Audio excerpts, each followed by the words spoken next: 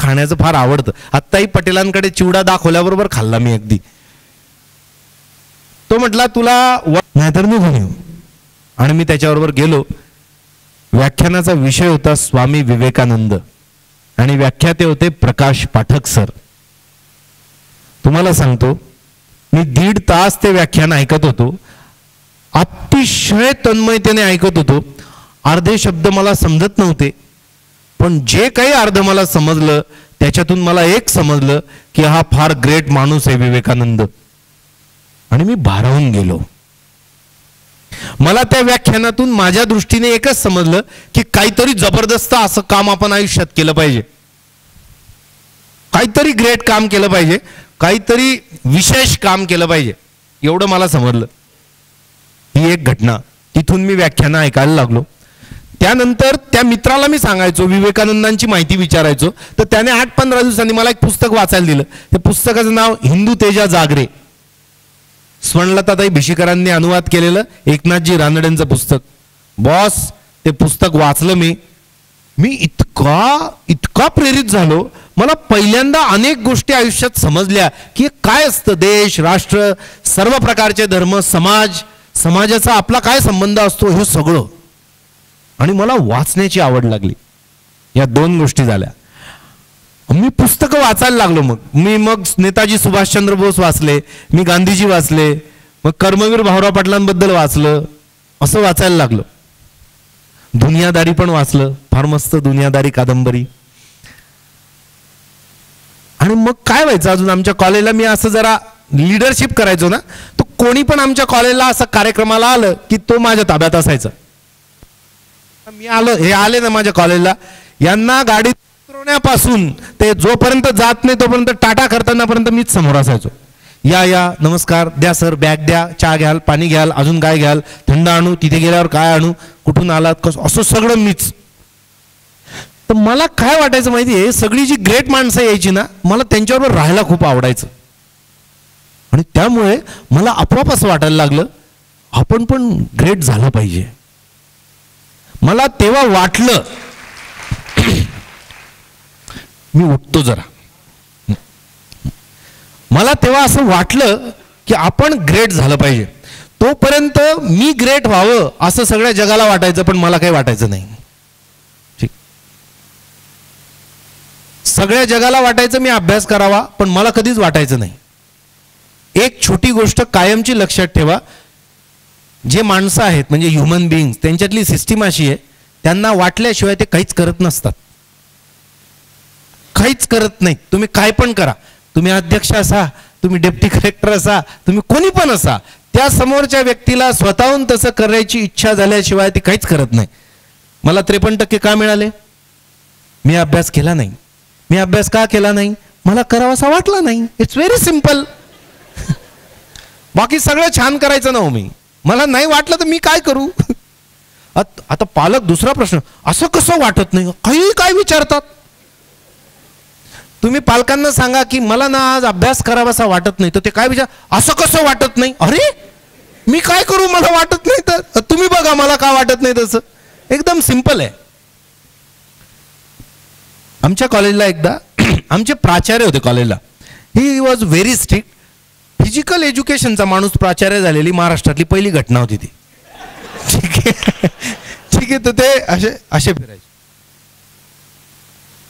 अशा ताट कायम असे, आणि असं बसायचे. आम्ही घाबरायचो, म्हणजे घाबरल्यासारखं करायचो आम्ही त्यांना. ठीक आहे, घाबरणे आणि घाबरल्यासारखं करणे याच्यात फरक आहे. मुलांना माहिती आहे ते तुमच्यावर करतात हे सगळे प्रयोग. तुमच्या मनाला बरं वाटतं बुवा, चला घाबरा यांना, काही हरकत नाही, असं असतं. तर एकदा कुलगुरू येणार होते कॉलेजला. ठीक, मला तेव्हा कुलगुरू म्हणजे एवढंच समजायचं या सगळ्यांचे प्रमुख. तर कुलगुरूंचा असा ताफा आला 2-3 गाड्यांचा, आणि आम्ही सगळे असे बाल्कनीत बाहेर उभे, आणि कुलगुरू ऑफिसमध्ये, आमचे अध्यक्ष बाबाई कडक एकदम ते ऑफिसमध्ये, आणि कुलगुरू आले अशी बातमी लागली. तर आम्ही असे होतो, आणि आमचं प्राचार्यांचं केबिन असं, तर आम्ही तिकडून बघतोय, इकडून कुलगुरू येत आहे, तुम्ही बघताय ना? हा, ठीक आहे. आणि काय माहिती आहे, प्राचार्य बाहेर कसे आले बघा, नमस्कार सर, या या या या. अरे म्हटलं क्या बात है, अब आया ऊंट पहाड़ के नीचे। साला उसी दिन डिसाइड कर लिया बनना तो ऐसा ग्रेट बनने का, अपने को कुलगुरु बनने का है बस। कुलगुरुच बनायचा म्हटलं। मला कित्येक लोकांनी तेव्हा सांगायचं, अरे बावळट तुला समजतं का कुलगुरु काय असतं? म्हटलं ते नंतर समजेल, पहिले अपने को कुलगुरु बनने का है। आपल्या देशात अशी सिस्टीम सेट झाली आहे, कोणी मोठी स्वप्न बघितले की त्याला पंक्चर करायचा, त्याला शहाणपणा शिकवायचा की अरे असं हे आपल्यासारख्याचं काम नसतं।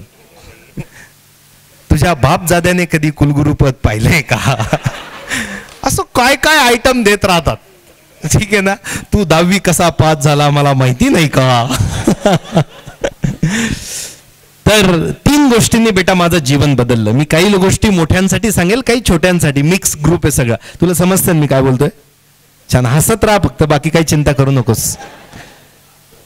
तर 3 गोष्टी माझ्या जीवनात घडल्या। एक, मी व्याख्यान ऐकायला लागलो। मी वर्गातही लेक्चर ऐकायचो नाही, म्हणजे आपणही जनरली ऐकतच नाही फार, पण मी ऐकायला लागलो। मला समजलं की नाही रे, हे काहीतरी चांगलं असतं बरं का, आपल्यासाठी असतं। दुसरं, मी पुस्तक वाचायला लागलो, नाही तर पुस्तकाचा काही संबंध नव्हता। आणि तिसरी गोष्ट मी असं करायला लागलो, मी सत्संग घेतला, चांगल्या लोकांची संगत ठरवून। आणि त्या 3 गोष्टी, मग म्हटलं ग्रेट बनने का आपने को, जनरल बनायचं नाही, जनरल बोगीत प्रवास करायचा नाही, स्पेशल। ठीक, मग म्हटलं इतकं मोठं काम करायचं आहे तर करणारच आहे आपण, इसके आगे यार ये अभ्यास क्या चीज है, क्या बात है अभ्यास। आता अगोदर तर पुस्तकच वाचले नाही। आपल्या देशात तुम्हाला जर पास व्हायचं असेल ना कोणत्याही क्षेत्रात, तर पुस्तक वाचलंच पाहिजे असं बंधन नसतं, नोट्सवर सगळं काम होतं। म्हणजे असं टेक्स्टबुक वगैरे असं तुम्ही विचारा ना, लायब्ररी कशा ओस पडलेल्या आहे सगळ्या। मला असाही प्रश्न पडायचा की समजा आपण एका वर्गात आहे 3, ठीक आहे, ठीक, अभ्यासक्रम सेम, मास्तर सेम, शाळा सेम, परीक्षा सेम, बरोबर। मग 3घांनी का नोट्स काढायच्या? इने काढायच्या, मी झेरॉक्स करायच्या, सो सिंपल। समजतंय ना? तर असं अगदी जोरात डोकं चालायचं। अशा याच्यातून मात्र मी बाहेर आलो आणि विचार केला, यार आपण एक अभ्यास करू शकतो, आपल्याला आवडतंय आणि आपल्याला आता ग्रेट टॉपच करायचं। मी युनिव्हर्सिटीत 3 वर्ष सलग टॉपर होतो। नंतर माझ्या तेव्हाच्या मार्क्सचा रेकॉर्ड अजूनही मोडला नाही। आणि स्मार्ट वर्क 2-4 महिने अभ्यास करणं म्हणजे आजकाल देशात फार मोठी गोष्ट आहे बॉस। ग्रॅज्युएट व्हायला तुम्हाला असं शेवट फेब्रुवारी मार्च मध्ये पण चालतंय, म्हणजे कोणी जानेवारीत केलं तर आम्ही मुलं म्हणतो क्या हो गया तेरे को, पागल बिगल हो गया, अशी परिस्थिती। पण मी नियमित सुरू केला आणि युनिव्हर्सिटी टॉपर आलो। आणि हे सुद्धा सगळं करताना जनरल सेक्रेटरी कॉलेजचा, university representative, badminton team captain, Akhil Bharatiya Vidyarthi परिषदेचा प्रमुख, विवेकानंद केंद्राचा कार्यकर्ता, ज्युनियर चेंबर इंटरनॅशनलचा व्हाईस प्रेसिडेंट आमच्या गावातला, एवढंसं कॅलेंडर 19 वर्षाचं, मी एकटा स्टुडंट आहे याच्यात, मी व्हाईस प्रेसिडेंट, असे सगळे कामं करून पाहिला। ठीक, मी म्हणून आधी सांगितलं होतं की मी हुशार होतो आधीपासूनच। ठीक आहे, ठीक। तर अशा पद्धतीने हे सगळं मी करत गेलो। कॉलेज लाईफ सगळं असं गेलं छान। मला माझ्या शिक्षकांनी खूप प्रोत्साहन दिलं। मी जेव्हा फर्स्ट इयरला होतो, गुरुजी हे सगळे झालं नाही आहे, मी जेव्हा फर्स्ट इयरला होतो तेव्हा मी फर्स्ट इयरला शिकवायचो माझ्या कॉलेजला। हां, मी जेव्हा सेकंड इयरला गेलो तर मी फर्स्ट इयर सेकंड इयरला शिकवायचो।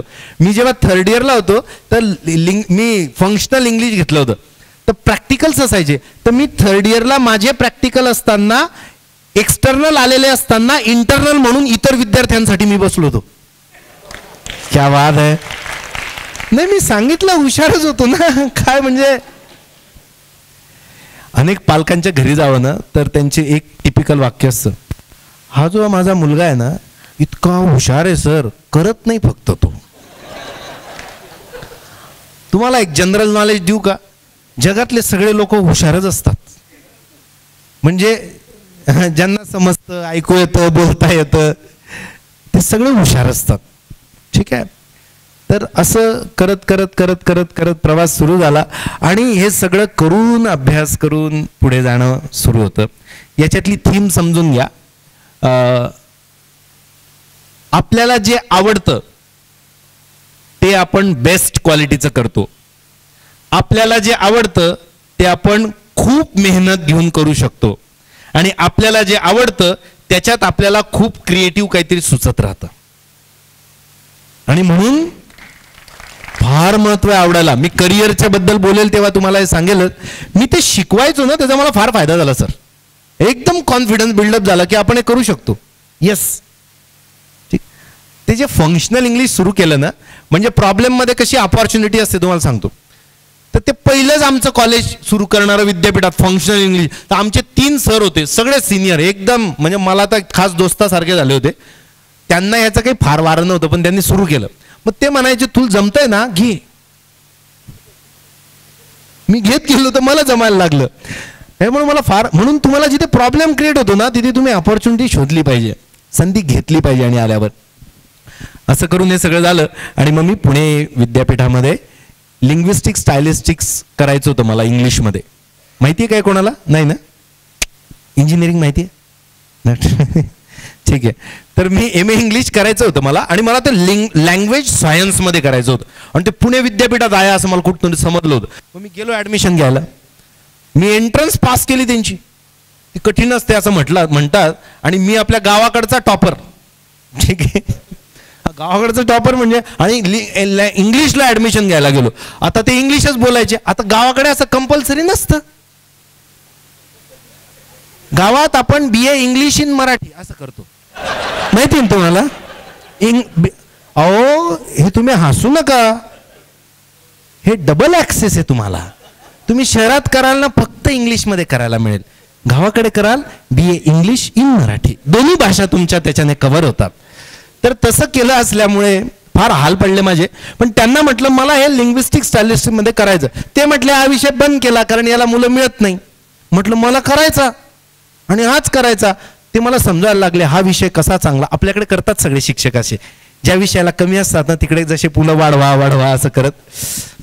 ते म्हटले नाही नाही तुम्ही लिटरेचरमध्ये करा. म्हटलं नाही मला सायन्स लँग्वेजमध्ये करायचं. ते म्हटले विद्यापीठ 25 मुलं मिळाल्याशिवाय फॅकल्टी सुरू करत नाही, हे यावर्षी सुरू होणार नाही, तुम्ही काही करा तिकडे. म्हटलं जर 25 मिळाले तर? म्हटलं सुरू करणार.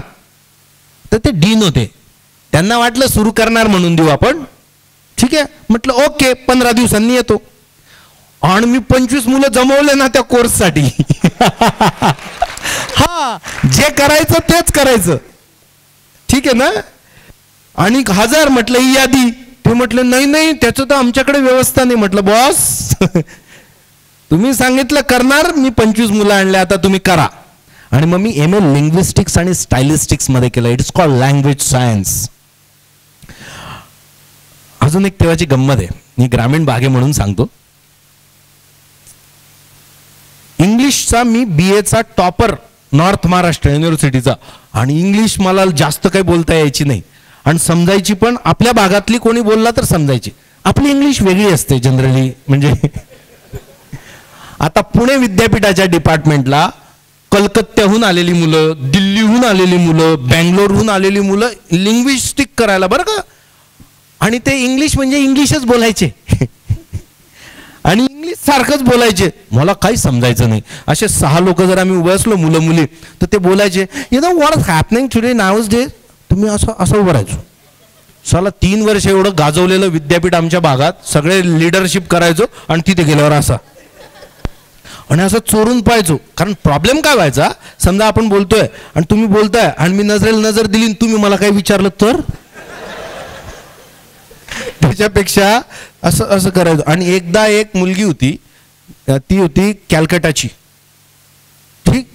आता हे इंग्रज कलकत्त्यात पहिले आले होते वाटतं, त्याच्यामुळे ती तर इतकं इंग्लिश बोलायची. आणि तिला नजर गेली आणि तिने मला काहीतरी विचारला. चमारी तिने काय विचारला तेच समजला नाही, तर उत्तर कुठून देणार. आणि तिने मला विचारल्यावर सगळी पब्लिक कोणाकडे पाहिली? माझ्याकडे, की आता बोलेल. असली लाज वाटली तुम्हाला सांगतो. काय वाटली? लाज वाटली की तू साल्या तुझ्या जिंदगीवर एवढा अभ्यास करतो, एवढं करतो, एवढा डेरिंगबाज आहे आणि मान खाला घालायला लागली. त्या दिवशी ठरवलं 2 महिन्यात अशी इंग्रजी करून दाखवेल ना की एक सुद्धा असं म्हणणार नाही की याच्यात काही चूक आहे आणि मग बघूया काय मजा येते. मी 2 महिने वेड्यासारखा इंग्लिशचा आणि विशेषतः फनेटिक्सचा, टोन, इंटोनेशन, पॅटर्न्स असा सगळा अभ्यास केला. 2 महिन्यानंतर अशी परिस्थिती आली बेटा, पुणे विद्यापीठातल्या आमच्या डिपार्टमेंटला नाही, पुणे विद्यापीठाच्या कोणत्याही डिपार्टमेंटला कोणतंही मोठं फंक्शन असलं आणि इंग्लिशमधून अँकरिंग करायचं असलं तर ते म्हणायचे कॉल मिस्टर यजुर्वेंद्र महाजन. हा, ते जे होते ना कलकत्ता दिल्ली बिल्ली खलास. हा, मग मी त्यांच्या चुका त्यांना सांगायचो की स्टाईल मारायची गरज नाही, तुम्ही स्टाईल मारता मारता चुका करतात आणि चुकांवर पांघरून घालता होय रे, असं व्हायचं. तर मुद्दा असा आहे, it is possible if we decide. आपण डिसाईड करत नाही. माणूस केव्हा शिकतो? 5-6 गोष्टी असल्या तर शिकतो. त्याच्यातली एक गोष्ट आहे, आपण एखादी गोष्ट केव्हा करू शकतो माहितीये ताकदीने? जेव्हा आपल्याला लाज वाटते. आता बऱ्याच लोकांना लाजच वाटत नाही त्याच्यामुळे काय होत नाही. तुम्हाला माहितीये बरेच मोठे लोक आले, अनेक शिक्षक किंवा स्टाफ किंवा जे काही असले ना, तुम्ही जर रागवायला लागले ना तर त्यांचा एकच आहे, बोलणाऱ्याला वाटतं की काही रिस्पॉन्स नाही आणि ते म्हणतात हो तुम्ही मूर्ख आहात, हो ना बरोबर आहे ना, बावळट आहात, हो ना बरोबर आहे ना. थोडा वेळ झाला की झालं का, जाऊ का मी आता काहीच चेंज होणार नाही आयुष्यात, लाजच वाट